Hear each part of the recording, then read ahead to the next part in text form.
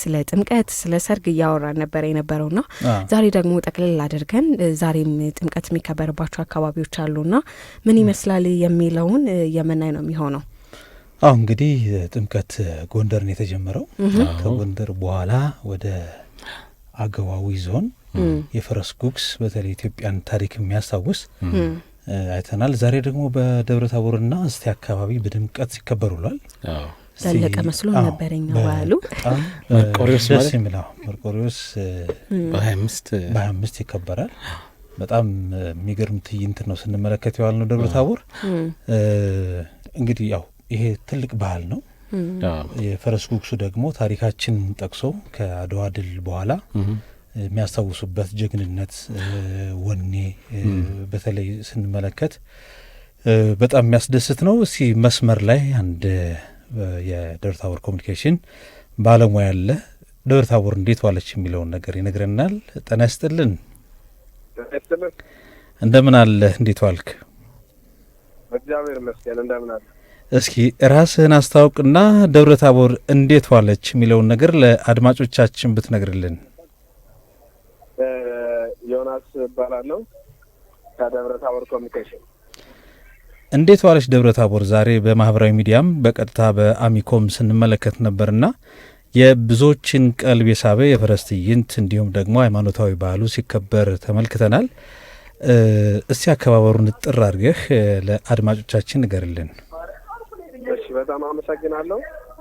ደብረ ታቦር ይሰማል? ይሰማል ዮናስ። ደብረ ታቦር እንግዲህ ያው ጥር 25 በየዓመቱ የቅዱስ መርቆሬዎስና የፈረስ ጉግስ ትርኢት በድምቀት የሚከበርባት ከተማ ናት። ዘንድሮም እንደተለመደው የዛ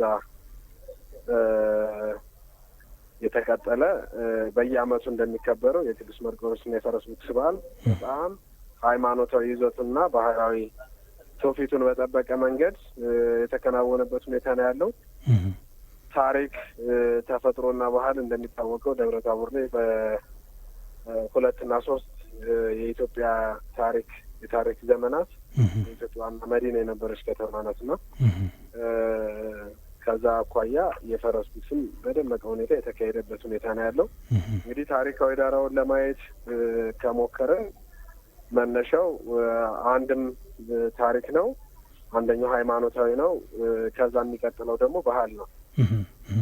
የመጀመሪያው ሃይማኖታዊ ይዘቱ እንደሚታወቀው ሰማዕቱ ቅዱስ መርቆሬዎስ ሰማዕት ናቸው፣ ፈረሰኛ ናቸው። ከዛ ጋር የተያያዘ ታሪክ አለው። እሱን ለማዘከር እንግዲህ ፈረሰኛ ተሳስሎ ስለቱን በየዓመቱ ቅዱስ መርቆሬዎስ በደረሰ ቁጥር የሚገባበት ሁኔታ ነው ያለው። ሁለተኛው ታሪካዊ ዳራ ነው። እንደሚታወቀው ኢትዮጵያ በታሪክ በበርካታ ዘመናት ትፈተናለች፣ በተለይ በውጭ ወራሪዎች አማካኝነት። እሱን ለመቀልበስ ደግሞ ፈረሰኞች በጦር ገስግሰው በፈረሳቸው ገስግሰው ምን ያህል የኢትዮጵያን ዳር ድንበር ለማስከበር በቅድመ አድዋም በአድዋም እና ከዛም በኋላ በሁለተኛ ጣሊያን ወረራ ወቅት የከፈሉት መስዋዕትነት ጋር የሚያያዝ ነው።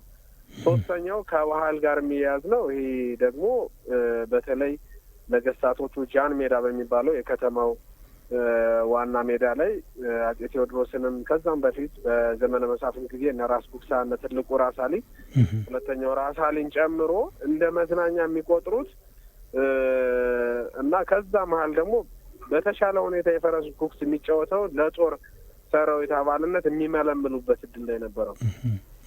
ከዚህ አኳያ ታሪካዊ ዳራዎቹ በዚህ መንገድ እየተከበረ የመጣበት በጣም በርካታ ዘመናትን ያስቆጠረ ክብረ በዓል ነው።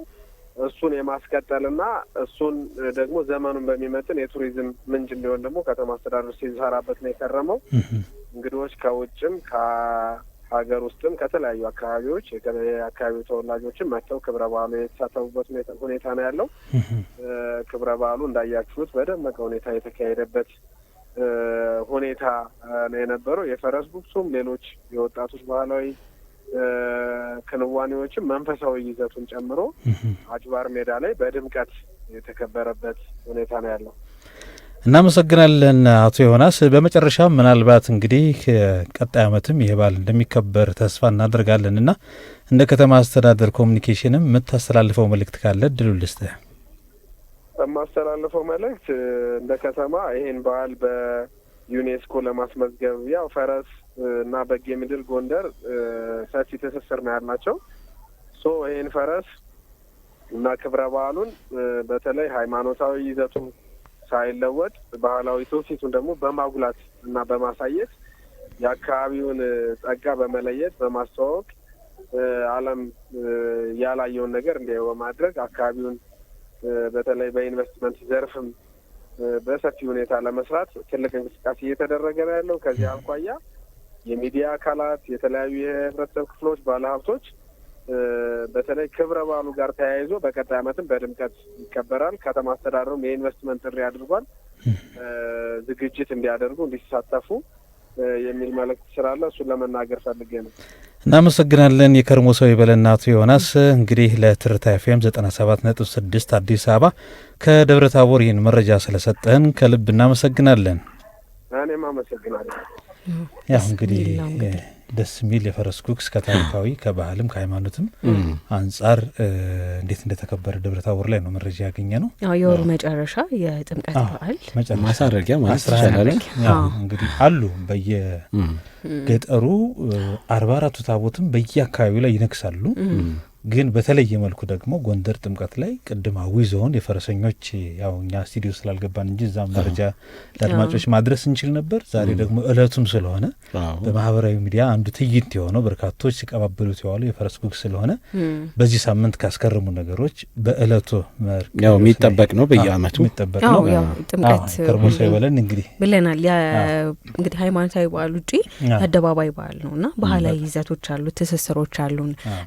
የሃይማኖቱ የእምነቱ ተከታዮች ብቻ አይደሉም ይህንን በዓል የሚያከብሩትና ይህንን ትዕይንት ለመመልከት በጣም ጓጉተው በአመት አንዴ የሚገኙ ከውጭ የሚመጡ በጣም የተለያዩ ሰዎች አሉና እንግዲህ የቱሪስት መስህቡ በዚህ ልክ እኛ ሀገርም እኮ የሌላ እምነት ተከታዮችም ጭምር እንደ ውጮች የውጭ ዜጋ ጭምር አብረው ነው የሚያከብሩት ትዕይንቱ ላይ የሚሳተፉትና ጥር በጣም ቆንጆ ሁሌ ቶሎ ቶሎ ስመጣ ምንላት ያው ሳምንቱን ስለወረንበት እንትና እንላለን እንግዲህ የመጀመሪያው ነው።